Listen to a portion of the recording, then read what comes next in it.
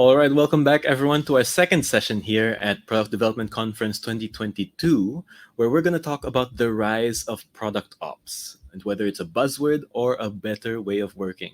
Here to bring you this session is Steve Ng, the Developer Relations Lead at New Relic. So let's welcome Steve to the stage. Hey Steve, how's it going? Hey, good. Thank you so much. Thanks for having me. All right, well, it's great to have you here. I'm going to hand it over to you. And then once you're done, you hand it back to me and we'll handle some Q&A at the end of this. All right. Sure. Thank you so much.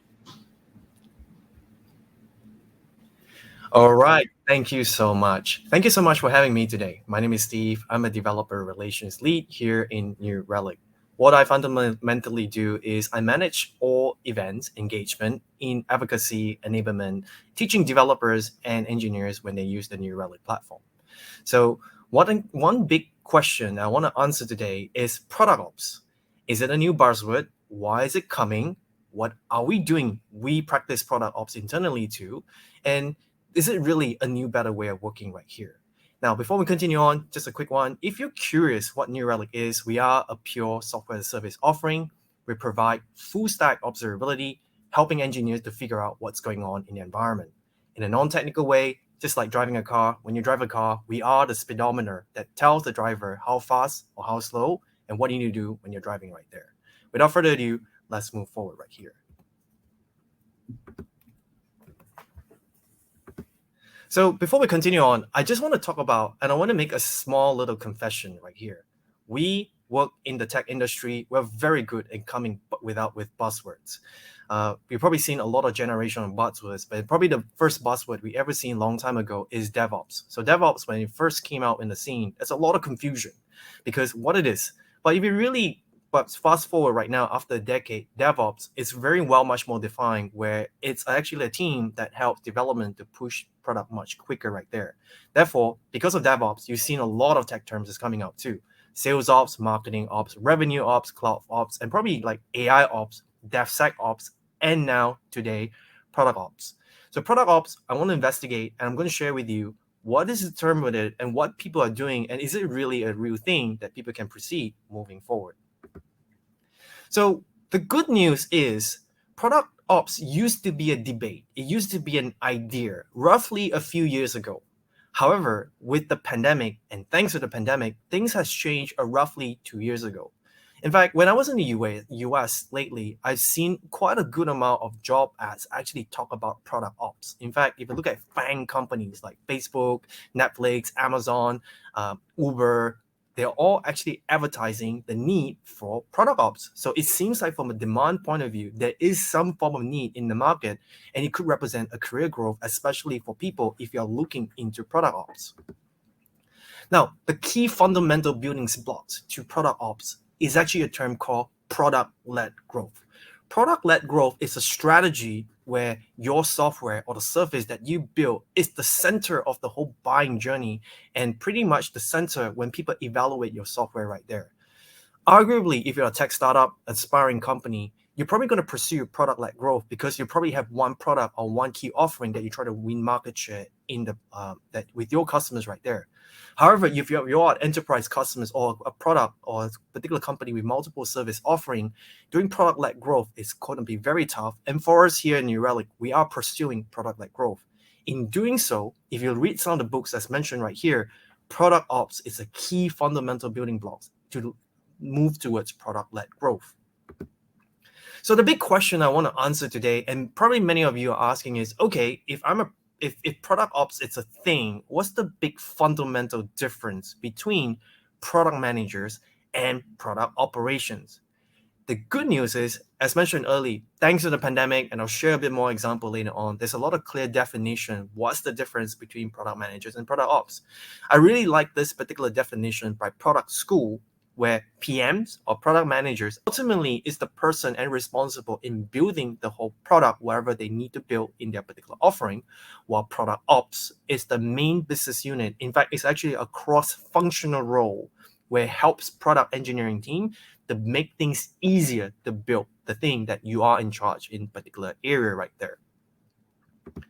So let's get into the real definition. What is product ops then? So going back again, for me as a developer relations lead, is this also a cross-functional role where sometimes I do need to work with people with product ops because they assist with product engineering.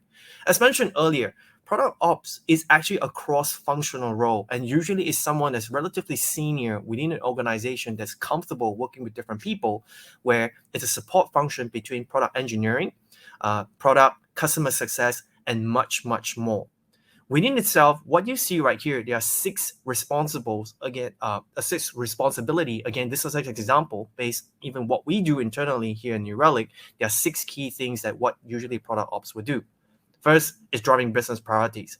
Sometimes product managers are not that good, or sometimes they just can't focus because they're too focused in solving technical debt or engineering issues, where sometimes product ops is actually there as the middle glue to drive business priorities and streamline product development, especially if you have multiple product line. Second one, manage technical stack. Yes, usually product managers are relatively technical, but usually what product ops does is actually implement best practice and drive true adoptions. For example, Jira, Confluence, Asana, a lot of much tools, but also have a clear definition. What's a bug? What's a milestone? What's a feature? And what's a sprint? Because each team will have different maturity and experience and opinion around it. Number three, spearhead user journey analysis. This is a big one. UX, UI, they spend a lot of time designing the best user interface, but sometimes they need to actually push it out into multiple product. Product ops is actually a good person or role to actually implement that. The fourth one is arguably what product ops will be doing a lot, data analysis. I won't lie, there's a lot of data out there, but it takes a lot of time to crunch, analyze, and present that data. Product ops spend a lot of time collecting data from different business units, summarize it, make sense, and present up to people on the top, especially with management or head of engineering right there. Number 5 and number 6, this is where there is some crossover when customers use the New Relic platform, but product ops is involved too, is making sure the product release is actually done correctly. One thing, especially if you have development experience, if you built products before, you know that building is only one part of the story. Making sure the service is up and running well, that's the hard part too. So what product ops actually make sure is actually look at like backlogs, technical debt, looking at different things, working in QA to make sure and see if different product line is actually doing quite well from a quality point of view, but also collaborating with engineering to maybe solve some of the issues, bugs, and also push out new feature right there. So as mentioned earlier, product ops is a cross-functional role that actually acts as a glue between product engineering or product managers on below and with chief product officers on the top right there. So let me just move forward right here. I'm going to show you once upon a time what we do here when we first built products here in New Relic. This is quite a similar diagram that a lot of startups or aspiring companies that usually just start up, you probably have a very similar structure. This is what we started approximately 10 years ago, where we have usually one chief product officer on the top, where it's tend to be easy to strategize and set the direction where we want to go for a particular company. Back then, product management tend to be much bigger. QA, development, software testers, UX, UI, project managers, BA, they tend to form one, what I call project management business unit. The team tend to be bigger for collaboration reason, but also you tend to have a wider focus right there. So here's an example that you've seen with the structure that we did a long time ago. Then something happened. What happened? So what you can see right there is because of emergence of the pandemic, actually the pandemic for the past 2 years literally made this change. That's why you see this industry right here is sometimes there are people for career aspiration. Maybe there are people that want to do cross-functional role. Even myself, this role I'm doing is a cross-functional role between go-to-market strategy, product engineering, and also customer success. Product ops, again, it's a cross-functional role, and there are sometimes people want to move into that direction. Product ops can be perfect for that. Another one is what we also notice is we have too many data that we're collecting it from the field, but we don't have enough people. You can argue data scientists, but again, what about product engineering? They need people to actually process that data too. Therefore, too much data, no little time to actually make sense of the data. Product ops became a solution for what we need to do internally. The rise of autonomous teams. A lot of process has been designed when everyone's in the office, but moving forward because of COVID, it got really, really hard. And therefore, this rise to actually create the fourth one, which is discipline, process, and standard to make sure standardization across the whole world right there. So what we do right now is we have multiple chief product officers with different market, different region. And what we do is we strategize for differentiation and scalable go-to-market strategy. But the most important part is that middle part that I've shown you earlier is product ops. Product ops is the glue that actually ensure consistency and standardization with all the products that we built underneath it right there. Within New Relic itself, we have a lot of product managers and product business unit. But what we allows to do is it allows the product managers and that particular unit to focus what they do best, is just deliver and develop good engineering products, and also get them to focus on quality, while product ops focus more on the day-to-day administrative tasks right there. So going back again, what is product ops? As mentioned, I did mention a few things, but why am I mentioning here is because I feel like a lot of product articles really talk about more on the other side, but they never really talk about the reliability and the engineering side. So what I'm going to do is I'm going to give you what we call reliability 101 concepts that product ops just need to understand. Again, reliability takes a one whole week to explain. I'm just going to condense everything. So you just need to know just good enough to actually have a meaningful conversation with your team. So first and foremost, you want to understand when building products, this is what engineers use in the field. What we call incident management terminology. There's really only three key, what I call timings or measurement you need to be aware. One is mean time to detect. How long does it actually detect a particular issue? Because as I mentioned, building is easy, maintaining it up, that's the hard part. The second part is mean time to investigate. How long does it take to actually triage a particular problem? And the third one is mean time to repair. How long does it take to actually, once you found the problem, you know where you want to investigate, how long does it take to actually get that problem fixed? That time spent represents optimization opportunity, and that's where product ops has a big role in optimizing that whole journey right there. Next one is different measurement that what a system will actually emit from a telemetry point of view. Either you're building a front-end mobile app, an API gateway, or infrastructure service underneath it, most engineers will use 4 different dimensions to actually measure what the system is doing. First is latency. Usually is a form of response time. Second one is traffic. How many people is actually using this particular service on a particular hour, day, or monthly? Third one, errors. Is it good? Is it bad? Are you actually successful or not? It's actually relatively easy to understand that. And the fourth one is saturation. Everything has a definite limit. For example, even your machine, your computer, your laptop has a definite limit how much CPU power or memory power they can go through. That's what we call a saturation right there. The last one, it's a bit more advanced. It's called site reliability engineering. Now, this term came from Google. When Google outsourced and told the whole world how they look after and build some of the best systems in the world, they actually revealed to us they used concepts in site reliability engineering.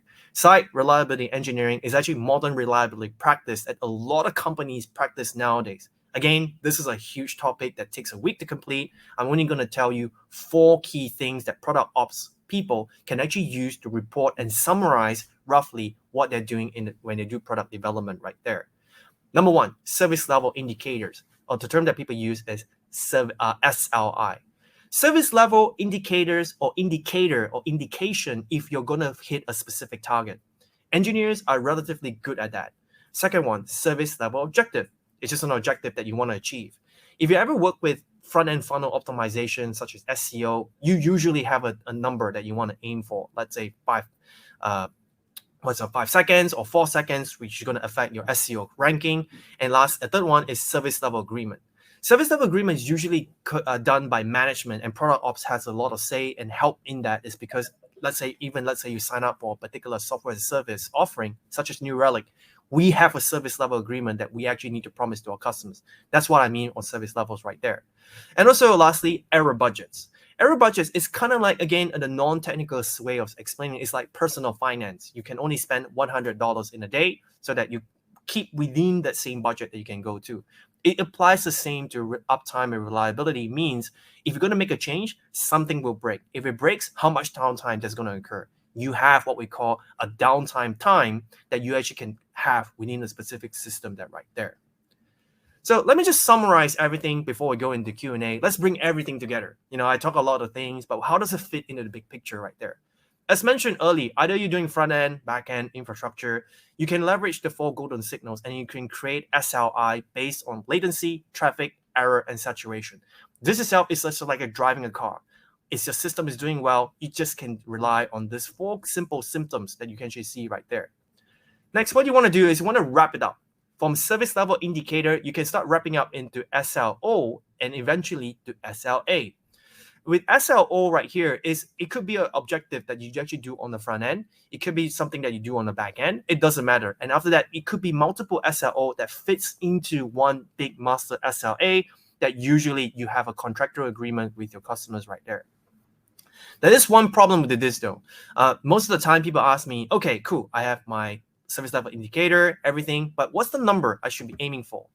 If you're very new to this is my recommendation. Start with 4 seconds. 4 seconds is not a number that I created. It's actually Google. Google used 4 seconds to actually benchmark a particular website. Now, another one is 10 seconds. This is, again, I didn't come up with that. It's just general logic. If you use a particular system, if it takes more than 10 seconds to actually use a particular website, you're going to lose attention and you probably lose that customers right there. And lastly, because of that benchmark right there, if we breach, usually engineering team will come in, fix it, improve it, and go look at the affected areas right there. So this is how you actually fit into all the different things. As mentioned early, we don't do product ops. New Relic is not a product ops offering because it's product ops is not something you can buy, as mentioned early. But what we do is we help engineers, and what product ops can use, the metrics that we expose right here as an example, things like SLI, SLO, and also error budgets. You can see that right here, we actually charted that telemetry over time right there. What product ops will look at this and actually report back up into product officers or management here on the top right there. All right, just to wrap it up right here, we cover a lot. There's probably a lot of stuff and probably a lot of questions too. By this time, you're probably asking, do you need product ops? To be frank, if you have a relatively small team or just one product offering, you probably don't need it. But if you do grow, if you are growing at scale and you are seeing product managers burn out, like this 5 questions here, do you have multiple offering? Are you experiencing rapid growth? Are you seeing lack of process consistency? Are you seeing product managers starting to struggle? Yep. All these questions, if you also have data that you want and needs help in doing stuff, product ops could be a good answer. Just like us, we do product ops internally too. Lastly, just to summarize before I hand it off right here, is just a quick summary. Product ops is a key fundamental building blocks, especially if you're pursuing product-led growth. This role has to be data focused, efficiency driven, and has to be customer centric, working with multiple teams. And hence, that's why I say it tends to be a very senior role where this senior person has a lot of experience working with different business units. As mentioned, it doesn't fix bad leadership or bad process or anything, because if you have anything like bad leadership, product ops doesn't, you're going to have bad product ops too. Be mindful of that. As mentioned, why I want to talk about this particular topic, because this trend is growing the US, was relatively new in Asia. And I think especially for us that's building product in Asia, I think this is an exciting time and we could consider product ops. With that, thank you so much. If you're interested in connecting with me, that's my email. If you want to look me up in LinkedIn, look for my name, Steve, and this face. If I'm the right person, feel free to add me and we can connect from there. All right. Thank you so much, Steve, for the fascinating session about the phenomenon of the rise of product ops. Now, we do have a few questions that we'd like to get into before we let you go. So are you cool to take some questions? Yeah, definitely. Okay, cool. So we got one first question here from Bessie Wu. And this is something that I think some people could confuse about product ops. That's right. What's the difference between product ops and the project manager? Yeah. I think project manager tend to focus more on project delivery. I think with the rise, I guess because of the pandemic, people are questioning what they want to do in life. Product ops tend to have some form of technical knowledge because they will need to work closely with product engineering right there. Yeah. Right. So it's that little bit of technical knowledge that distinguishes a product ops manager and a project manager, right? That's correct. So when we actually talk about product ops, people do actually ask, hey, is it another buzzword? Because it seems like there are other, job title that pretty much does the same thing. But what we've seen is just like the emergence of DevOps. I remember when DevOps first came out, isn't that a system administrator role? Sounds very similar. Yeah, that's right. So product ops on the beginning side, it does sounds a bit familiar, but I think what I'm seeing, what other companies, even us too here in New Relic, product ops tend to have more technical knowledge compared to what I call a traditional product management. Right, Mm. right. Okay, so Bessie, I hope that answers your question, and I hope that answers the questions of anyone who might confuse the two. Great, so let's move on to the next question. We have one here that asks, what is your advice on hiring people for product ops roles? This is a very good advice. We try hiring people outside. It didn't work really well. The reason is because, as mentioned, product ops is best for internal folks that have relationship with different business unit. Because, as mentioned, it's a cross-functional role where product ops need to have some basic understanding what each like business unit is doing, but most importantly, the relationship underneath it that knows how to connect with different people. However, finding sometimes that person internally can be hard. Like for us, it took us for a while to actually build that function up. But if you do really need to find people with that, I think probably what you want to do is in your interview process and assessment process, you want to make sure that that person has a good experience working with different people. Because especially for technical engineers, sometimes we're not good at working with different people. We want to build products. I think that's a very good assessment. So again, as mentioned, what we do is we tend to start with internal first as we can because those people have a lot of experience with our product in different team. If worst case scenario, then only we look outside. Right, right. Okay. Uh, Now we got another question here. There are a few questions here that are they're asking for distinguishment between like product ops and other things. Mm. So Ong Lun Tun asks, product owner versus product ops. Any elaboration on this? Okay, that's again as mentioned. That's why this is a great topic. The rise of product ops. There's so many confusion. There's so many people debating about it. But one thing that I definitely say is, it looks like we're getting better at that definition. I would say product owner usually is the person that owns the product. Product ops is the person that complements usually product managers or product owners that people around it. I'll give you an example. Our product managers, they are usually in charge in building a product. And for product managers, they tend to have a strong technical skill set. However, as engineers, I will admit we're not very good in day-to-day admin tasks or maybe setting up process and standardization. That's where product ops will come into play. Even for us, my business unit, we have our own ops team to help us to make sure things are done in the correct way, standardization, process, and tooling. That's why I fundamentally would say, because once someone take on too many roles, let's say you have a product, and like what we're seeing with product engineering ourselves, sometimes product managers just spend too much time doing a lot of admin meetings, which is not the best use of their time. Right. Okay, well, thank you for that, Steve. We have one more question here. Product ops need to build the right stack for the team. Based on your experience, what will be the bottleneck to deciding on this? Okay, now I have to be very clear on that particular question. Product ops don't decide the right stack. It's the product engineering, the engineers, the head of engineering, the technical lead that decide the what I call the technical stack. Like for example, maybe a merge stack, a LAMP stack, or maybe microservices calling a specific stuff. That's usually lead by the head of engineering.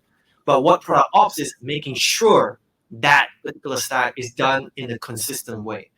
As mentioned, if you're relatively small, starting out, one single engineering team, product ops probably doesn't make sense. But if you have distributed team across the whole world, yeah, you're gonna need some sort of process and consistency in that. Even for example, even just deciding what standard library to use, it's a huge debate for us. Therefore, program managers, what we call them internally on product ops, is there to make sure consistency when we hire people, when we grow people, when we manage people around the world. All right. Well, Steve, thank you so much for your time answering all these questions and for explaining everything to do with product ops. But that's all the time we have for today. So thank you so much. Thank you to the New Relic team, and we hope to catch you again soon. Thank you so much.